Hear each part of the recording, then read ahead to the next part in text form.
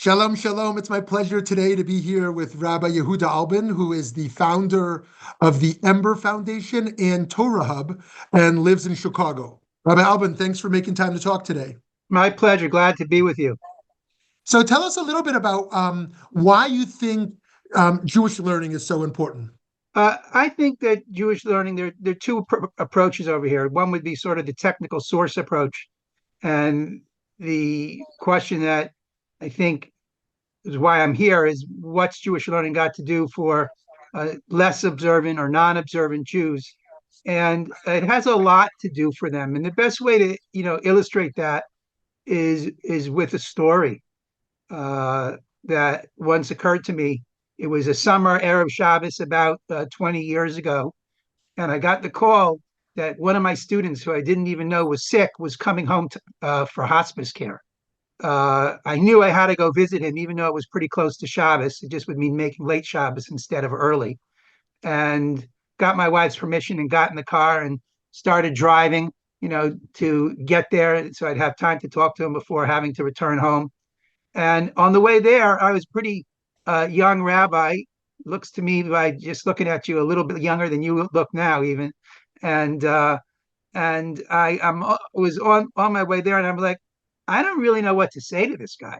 I mean, I don't really remember any training, and so I called my rabbi at the time, and I asked him, what do I do? And he gave me two pieces of advice. He said, number one, you need to tell him that uh, that he's always a teacher, and his children, who were adult at the time, all perhaps older than me, are watching him, and it's important for him to display to them that he's himself is not afraid of death, because barring any significant changes in the way the world is run, uh, his children are all going to have to go through the same experience, and what he does is going to affect what they do. That was number Mm. one. He said, number two, he said, I think you should teach him the six constant commandments that are available for a person to perform under any time, in any moment, in any circumstances, just by what he thinks. And even if he couldn't talk, and he couldn't, but he could blink his eyes and he acknowledged what, I went through the six most basic commandments in Judaism, you could say. And he started crying a little bit.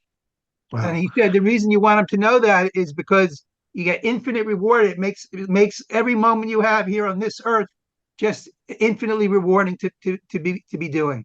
And just watching that expression on his face as I was teaching him these things for the first time had an impact on him and an impact on me.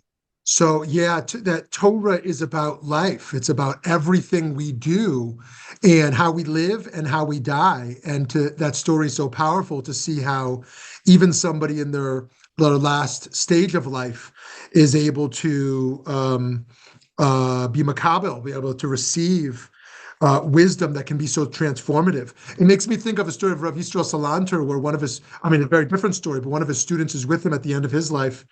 And he sees his student is very afraid of death.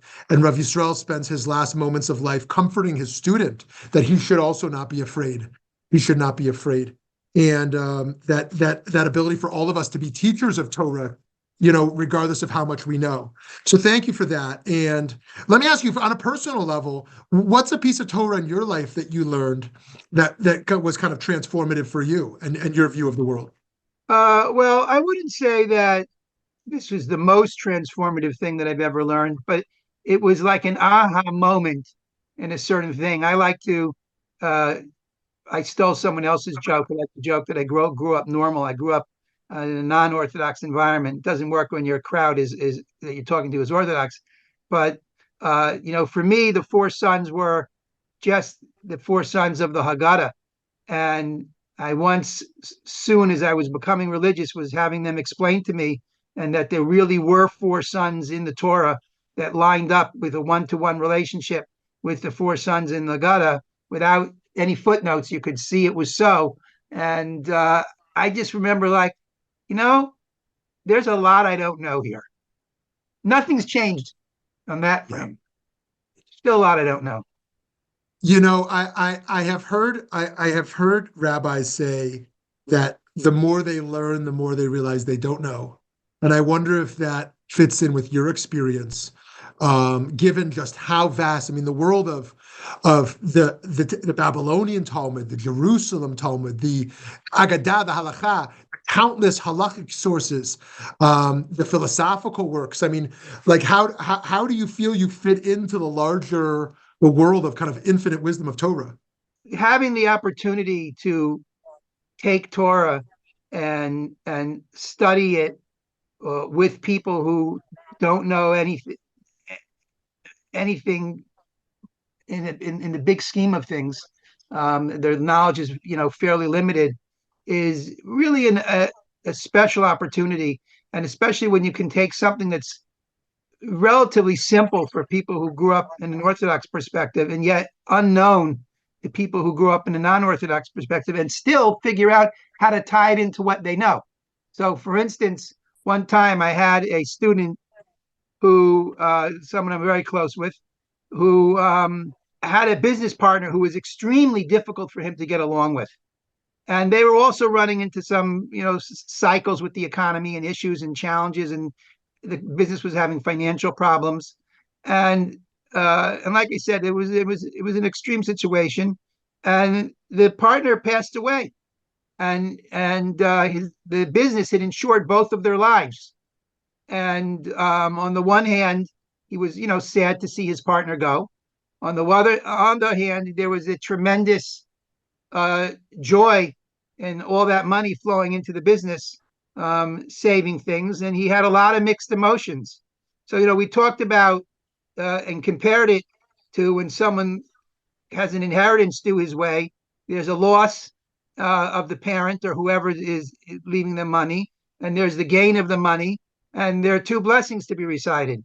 So we didn't have two blessings to recite in this situation, but we did make sure that he made the right blessings or triggered them in a halachic way that was suitable. And he was so moved that when we were doing it at the time, it was actually sitting in a Starbucks and enjoying and over a cup of coffee, and some friends came in and he dragged them in order to have them participate, and made me tell the whole thing that led to what we were doing, and what he told the story from his perspective.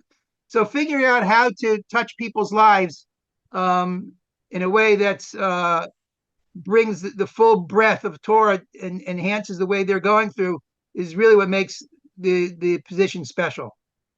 Interesting. So, what if someone says, Rabbi, listen, I don't want to be Orthodox. I don't want to be observant. Why should I learn Torah? Like, I think of Torah as a guide to how to live an observant life, and I don't want to be a part of that. Like, how would you share with someone else who's committed to being a secular Jew why Torah learning might still be valuable to them? Because it's going to give them a perspective that they don't have, and with perspective comes knowledge, and with knowledge comes the ability to make decisions better. Yeah. Very simple. Yeah, right. Very interesting. So, what do you think? I mean, in 2024, my last question for you. In 2024, there's so many issues pressing at people in the world. What do you think is the Torah of this moment, right? People have anxiety. There's rising anti-Semitism. There's political and economic turmoil, right? And, people are looking for kind of wisdom to survive this moment. Like, what do you think the Torah can offer to this unique moment? I mean, look, I think the best point here is Torah history, which is so holy. Many people don't want to teach it because it's hard to understand, and I can't really put myself off as the expert in this area. But the key thing to understand is we've been through these things before, and we survived. And if you're going to bet on anything, bet on the survival of the Jewish people. Yeah, very interesting. So, it's funny. It's funny you say that. I just saw this midrash yesterday, which I'm sure you're familiar with, about how the letter bet, is closed on three sides. And why is it closed on three? The midrash says, one, because we shouldn't ask what's above. We don't know exactly what Olam Haba is. We shouldn't ask what's below, like what Gehenna is like. We shouldn't ask what's in the future in terms of Yemei HaMashiach, because we don't. I mean, there's wisdom on this, but we don't have all the answers. All we can ask, the one open part of the bet, is towards Bereshit. Everything from creation on, Jewish history, as you're saying, we can learn from our sources. We can learn from our history, and I wonder if I could think of it in a similar way. Are you asking whether what you sound like is what I'm saying? Yeah, that when you say that in a moment of turmoil, Jewish history can guide us. Yeah, Yes, does it sounds similar. That yeah, sounds right, similar. Yes, yes, yeah. right. You're Okay. obviously a good student of history. Yeah. Thank you. Thank you so much, Rabbi Albin. And you can continue to follow him on his various teachings on his website. Thank you so much. Thank you.